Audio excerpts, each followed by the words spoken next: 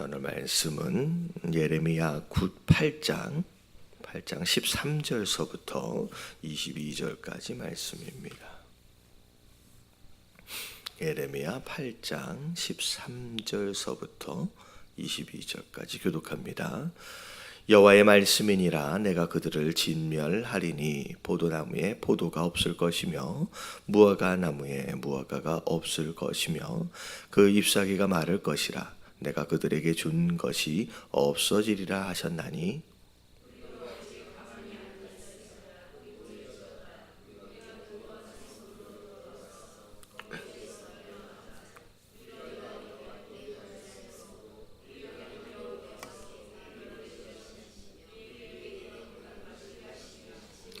우리가 평강을 바라나 좋은 것이 없으며 고침을 입을 때를 바라나 놀라울 뿐이로다.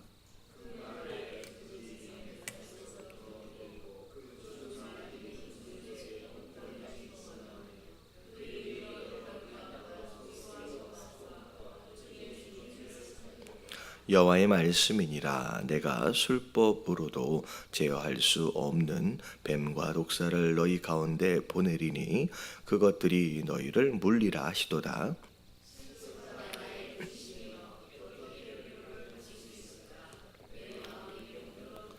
딸 내 백성의 심히 먼 땅에서 울부짖는 소리로다. 여호와께서 시온에 계시지 아니한가? 그의 왕이 그 가운데 계시지 아니한가?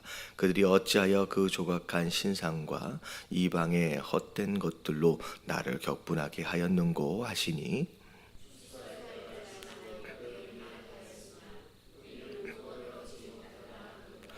딸 내 백성이 상하였으므로 나도 상하여 슬퍼하며 놀라움에 잡혔도다.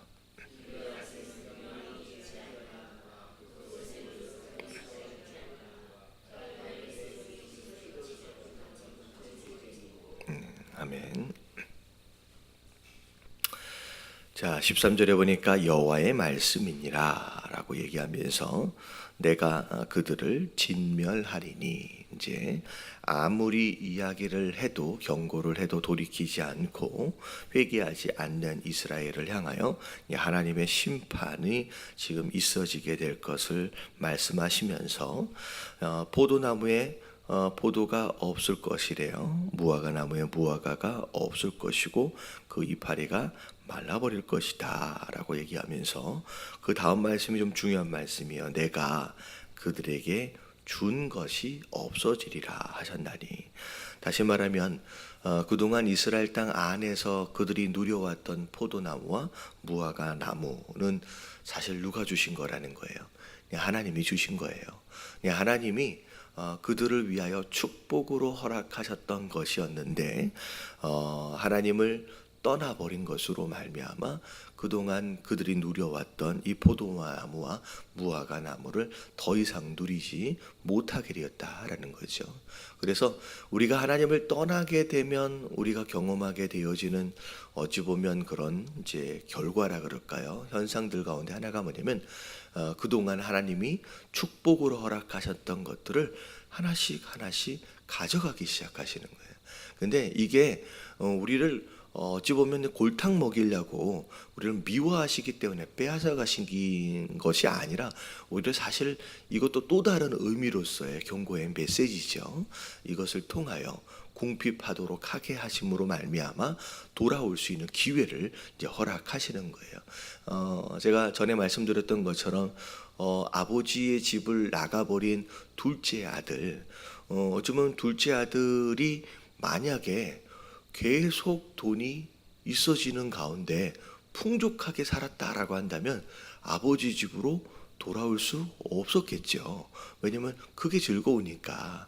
그리고 이제 많은 돈을 잃어버렸다라고 할지라도 주엄 열매, 돼지가 먹는 주엄 열매를 또 나름대로 또 먹고 살았다라고 한다면 궁핍하는 가운데서도 돌아올 기회가 사실 없을 겁니다. 오히려 주엄 열매조차도 주는 자가 없는 상태에 정말로 궁핍하여서 이젠 더 이상 먹을 것이 없는 상태가 딱 되어버리는 순간, 그때는 어쩔 수 없이 누구에게 돌아갈 수밖에 없어요.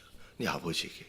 이런 거예요. 내 삶 가운데 하나님께서 어떤 경고의 메시지로 내가 또 잘못된 길로 갈 때 돌이킬 수 있는 기회를 주시기 위해서 그동안 하나님이 허락하셨던 축복들을 이렇게 가져가실 때가 있어요. 그럴 때 우리가 느낄 수 있어야 돼요.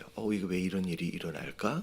라고 하는 거. 근데 이게 사실 남이 얘기해 주면 기분이 나빠요. 무슨 얘기인지 아시죠? 내 삶 가운데 지금 어려움이 있는데 너 지금 하나님한테 벌 받는 거야 라고 누군가가 얘기해 주면 굉장히 기분이 나쁘죠. 근데 이게 사실 내가 기도함으로 인하여서 내가 스스로 깨달을 필요가 있습니다. 그래서 내가 혹시 잘못된 장소에 와 있는지 아니면 잘못된 방향으로 걸어가고 있는지를 그런 현상들을 통하여 확인하고 다시 한번 돌이킬 수 있는 기회를 얻어야 합니다. 그래서 이제 주신 축복들을 하나님께서 이제 가져가시는 것으로 말미암아 돌이킬 수 있는 기회를 지금 허락하신다는 거죠. 자, 그런 가운데 이건 이제 돌이키라고 주시는 메시지거든요. 근데 이제 14절에 보니까 하나님이 허락하신 이 징계를 다른 방법으로 해결하는 시도들이 일어난다는 거죠. 자, 이런 징계는 회개하며 돌이키면 회복할 수 있어요. 근데 지금 14절에 보니까 우리가 어찌 가만히 앉아 있으랴 모일지어다. 그런 다음에 모여서 뭐 해야 돼요? 원래는 기도해야 돼요. 회개해야 돼요. 돌이켜야 돼요. 우상을 찍어 버려야 되거든요. 근데 모여서 한다는 얘기가 뭐냐면 우리가 견고한 성읍들로 들어가재요. 어찌 보면 이 하나님이 허락하신 이 징계를 눈에 보이는 견고한 성읍을 통하여 피하려고 또 막아보려고 애를 쓴다는 거죠. 근데 그 다음 말이 참 안타깝습니다. 거기서 뭐 하재요? 멸망하재요. 다시 말하면 피하기 위해서 성읍에 들어가는 게 아니라 그냥 거기서 망하자라고 하는 이 표현, 어찌 보면 이런 거예요. 소위 말하는 객기라고 그러잖아요. 객기. 망하는지 알고 있음에도 불구하고 끝까지 완고하게 고집을 부리면서 어차피 망할 바에야, 어차피 죽을 바에야 버티자 죽다는 거예요. 그러면 이런 현상들이 사실은 마지막 때가 되어지면 아주 극렬하게 나타나게 됩니다. 그러니까 심판의 때가 임하게 되면 그때라도 돌이켜서 회개하며 돌아오면 좋을 텐데 그때 오히려 완고하게 버티면서 죽을 바에야, 멸망할 바에야 내 맘대로 하다가 죽자라고 하는 객기를 부리는 그런 상황들이 벌어진다는 거죠. 이게 어떻게 보면 죄성을 가진 인간의 마지막 순간까지의 추악함을 그대로 드러내 보이는 거예요. 이렇게 그렇게 하자는 거예요. 어떻게 보면 지도자 되어진 자들이 이 백성들을 회개하는 쪽으로 이끌어가게 하기보다는 자기 자존심과 객기를 막 부리면서 결국 돌아오지 않는, 그리고 처해 있는 상황에 대하여 그냥 신세 한탄 정도만 하는 그런 모습으로 이제 나아가게 되는 거죠. 우리가 여호와께 범죄하였으므로, 아니 잘못한 걸 알아요. 지금 뭘 잘못한 건지 알고, 그리고 왜 그들에게 이런 이제 징계가 임하고 있는지에 대해서도 알아요. 근데 범죄하였으므로 우리 하나님 여호와께서 우리를 멸하시며 우리에게 독한 물을 마시게 하심이니라. 그래서 우리가 평강을 바라나 좋은 것이 없으며 고침을 입을 때를 바라나 놀라운 뿐이로다. 그러니까 어떻게 보면 원인도 있고 그곳으로 지금 이런 현상, 이런 징계를 받고 있다라고 하는 것도 알지만 가장 중요한 건 뭐냐면 뭐가 없어요? 회개가 없어요. 돌이킴이 없어요. 돌이킴이 없어요. 그런 가운데 16절에 보니까 그 말의 부르짖음이 단에서부터 들리고, 이 단이라는 것은 제단을 얘기하는 게 아니라 이스라엘의 최북단에 있는 성읍을 이야기합니다. 그래서 북쪽 끝에서부터 들리게 되는데, 자, 왜 그래요? 왜 이 단이라고 하는 것은 이 북이스라엘이 멸망을 할 때도 북쪽에서 내려온 아수르로 인하여 멸망을 당하거든요. 근데 이 남쪽에 있는 남유다도 이제 북쪽에서부터 바벨론이 이제 밀고 내려와서 멸망을 당하게 됩니다. 그래서 북쪽에서부터 부르짖음이 들린다라고 하는 것은 북쪽에서 앞으로 내려오게 될 바벨론 군사들을 이야기하는 거예요. 그래서 거기서부터 부르짖는 소리가 들리는데 그 준마들이 우는 소리에 그 온 땅이 진동을 한대요. 이제 바벨론 군사들이 말을 타고 쳐들어 내려오는 거죠. 자, 그들이 이르러 이 땅과 그 소유와 성읍과 그 중의 주민을 삼켰도다. 그러면서 여호와의 말씀이니라 내가 술법으로도 제어할 수 없는 뱀과 독사를 너희 가운데 보내리니 그들이 너희를 물리라 하시도다. 출법으로도 제어할 수 없는 뱀과 독사. 이 뱀과 독사는 하나님의 징계를 의미하고 그리고 또 이제 구체적으로 얘기하면 바벨론을 의미하는데 하나님이 허락하신 이 징계는 다른 방법으로는 해결이 되지 않는다는 거죠. 그래서 이스라엘 백성들이 광야에 있을 때 불순종하고 불평하고 원망했을 때 하나님께서 광야 가운데서 뭘 보내신 적이 있냐면 불뱀을 보내신 적이 있어요. 근데 이 뱀에 물리게 되면 어떻게 해결해 왔었느냐? 그들이 애굽에 살았을 동안에는 뱀에 물리게 되면 독을 빼내고 이 상처를 치유하기 위해서 약초를 바르는 일로 문제를 해결했었거든요. 근데 그때 당시에 그 방법으로 불뱀의 문제를 해결할 수 있었느냐? 그렇지 않았다는 거죠. 이 불뱀의 문제를 해결할 수 있는 유일한 방법이 무엇이었느냐면 하나님께서 세워두라고 하신 장대 위에 노뱀을 뭐하라 그랬었어요? 바라보라 그랬어요. 그것을 보면 그러면 살 것이다 라고 말씀하셨거든요. 근데 정말로 하나님의 말씀을 듣고 그 장대 위에 달린 불뱀을 봤던 자들은 다 살 수 있었지만 자기들의 방법, 어쩌면 뱀에 대하여 자기들의 방법을 사용했던 자들은 그 광야에서 전부 다 어떻게 됐다? 전부 다 죽임을 당했다라는 거죠. 사실 이 내용도 마찬가지예요. 바벨론이 마치 뱀과 독사처럼 그렇게 밀고 내려올 텐데 그동안 사용했던 그들의 방법 가지고는 이 문제를 해결할 수 없을 거라는 거죠. 이 문제를 해결할 수 있는 유일한 방법은 뭐 하는 것뿐이에요. 하나님이 지금 말씀하신 것처럼 마치 장대 위에 노뱀을 바라보는 것처럼 회개하고 돌이키는 방법 외에는 이 문제를 해결할 방법이 없다라는 거죠. 그래서 어떤 방법으로도 제어할 수 없는 그 뱀과 독사를 보낼 것이다 라고 말씀하시는 거예요. 자, 그런 가운데 이제 18절에 이게 이제 오늘 말씀은 조금 어렵습니다. 이게 도대체 누가 하고 있는 이야기인지가 자꾸 왔다 갔다 해요. 근데 이 18절에 보니까 슬프다 나의 근심이여 어떻게 위로를 받을 수 있을까 내 마음이 병들었도다 라고 이 표현은 어찌 보면 지금 하나님의 말씀을 대언하고 있는 예레미야의 마음일 수도 있고요. 그리고 어찌 보면 이스라엘의 어떤 그런 이제 죄로 인하여 이제 징계를 하실 수밖에 없는 하나님의 마음일 수도 있을 것 같아요.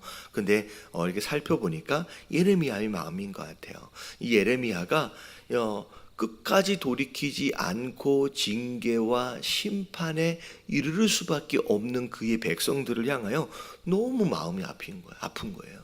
그것으로 말미암아 슬픈 가운데 마음이 병들었다라고까지 이야기를 합니다.